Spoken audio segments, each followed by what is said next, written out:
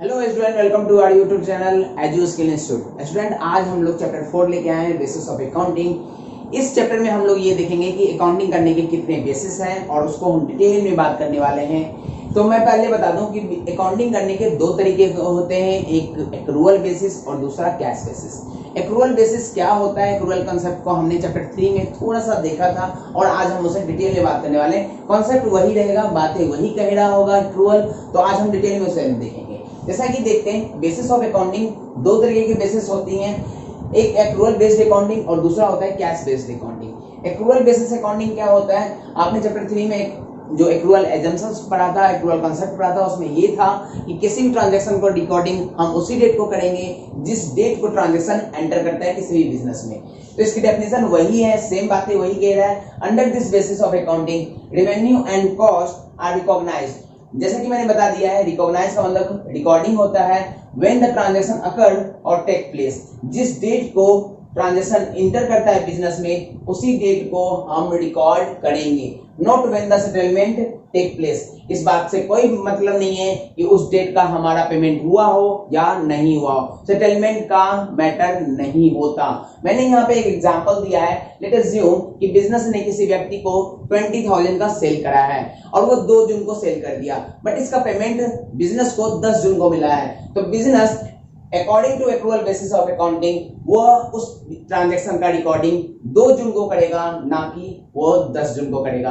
बात समझ में आ रहा है? तो हमने यहाँ एक लिखा है, फॉर एग्जांपल में sale of 20,000 of 2 June but payment receive on 10 June, but recording कब करेंगे हम? 2 जून को, एज ट्रांजैक्शन एंटर्ड। जिस डेट को ट्रांजैक्शन बिजनेस में एंटर करता है हम उसे उसी डेट को रिकॉर्ड कर लेंगे। ये हमारा एक्रूअल बेसिस ऑफ अकाउंटिंग कहता है। इस अकाउंटिंग को हमने पहले भी पढ़ रखा था चैप्टर 3 में एक्रूअल कंसेप्ट के अंदर। बात समझ में आ रहा है? लेकिन हम आज ये देखेंगे कैश बेसिस क्या कहता है। इस बेसिस पे तो हम इस तरह से अकाउंटिंग कर रहे हैं, लेकिन कैश बेसिस क्या कहता है, उस तरीके से अकाउंटिंग कैसे होती है, आज हम उसकी बातें करेंगे और फिर हम उस दोनों के अकाउंटिंग में डिफरेंस देखेंगे कि दोनों तरीके से अकाउंटिंग में अगर हम करते हैं तो क्या differences. Second basis of accounting है हमारा कैश बेसिस ऑफ अकाउंटिंग। देखिए ये कैश बेसिस क्या कहता है, under this basis of accounting transactions are recorded. Transactions को आप तभी रिकॉर्ड करेंगे व्हेन कैश इज रिसीव्ड, जब कैश का हमें रिसीव्ड हो रहा हो या फिर उसका पेमेंट हो रहा हो। इसका मतलब है किसी भी ट्रांजैक्शन का रिकॉर्डिंग हम तब करेंगे जब एक्चुअल कैश का रिसीव्ड हो रहा हो या फिर पेमेंट हो रहा हो, not when it becomes due. जब ये ड्यू होता है हम तब रिकॉर्ड नहीं करेंगे। याद कीजिए एक्रूअल बेसिस क्या कहता था आपको, एक्रूअल बेसिस कहता था कि किसी भी ट्रांजैक्शन का रिकॉर्डिंग किसी बिजनेस में हम तभी कर लेंगे जब वो एंटर करता है, यानी कि ड्यू बेसिस पे। इस बात से कोई फर्क नहीं पड़ता कि उस ट्रांजैक्शन का सेटलमेंट का मतलब कैश का रिसीव होना या फिर पेमेंट होना, सेटलमेंट हुआ हो या फिर ना हुआ हो। बट ये सेम अपोजिट बातें करता है कि जब कैश का सेटलमेंट यानी रिसीव्ड और पेमेंट होगा हम उसी समय रिकॉर्ड करेंगे, ड्यू बेसिस पे रिकॉर्ड नहीं करेंगे। बात समझ में आ रहा है? अच्छा, यहाँ पे मैं एक एग्जांपल ले रहा हूँ, वही एग्जांपल जो अभी अभी हमने एक्रूअल बेसिस में यूज करा था, ताकि आपको अच्छे से समझ में आए। सेल ऑफ ₹20,000 ऑन 2 जून, ठीक है, बट इसका पेमेंट रिसीव्ड हुआ है हमारा 10 जून को। अच्छा, आपको मैं अभी बताऊं कि अभी अभी हमने एक्रूअल बेसिस पे करा था, जब ट्रांजैक्शन एंटर करता है तो on the basis of accrual हम इसी डेट को रिकॉर्ड कर लेंगे। ये हमारा एक्रूअल बेसिस कह रहा था 2 जून को रिकॉर्डिंग करने के लिए, बट क्योंकि ये कैश बेसिस है then it would be recorded in the books of account on 10 June. 10 June ये कैश बेसिस के अकॉर्डिंग है कि हमारा कैश बेसिस के अकॉर्डिंग हम 10 जून को रिकॉर्ड करेंगे, क्योंकि इसी डेट को हमारा कैश रिसीव्ड हुआ था।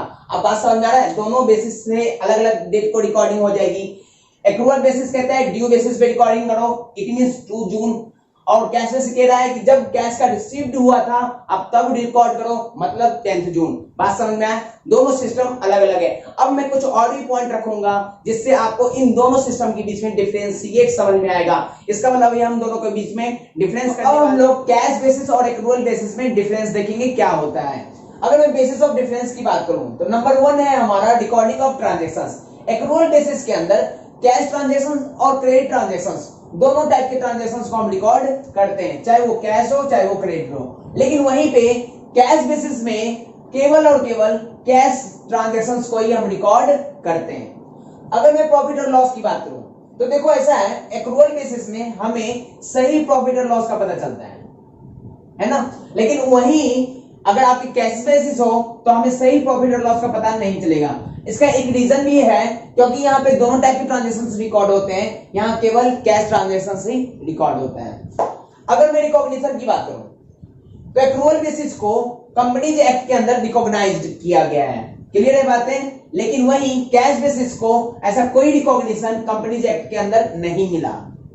रिलायबिलिटी की बात करूं तो आप ही बताओ, इसमें दोनों टाइप के ट्रांजेक्शन रिकॉर्ड होते हैं, सही प्रॉफिट का लॉस पता चलता है, कंपनीज एक्ट में रिकॉग्नाइज्ड है ये, तो ऑब्वियसली ये सबसे ज्यादा रिलायबल होगा मार्केट में, राइट ना, मोर रिलायबल होगा।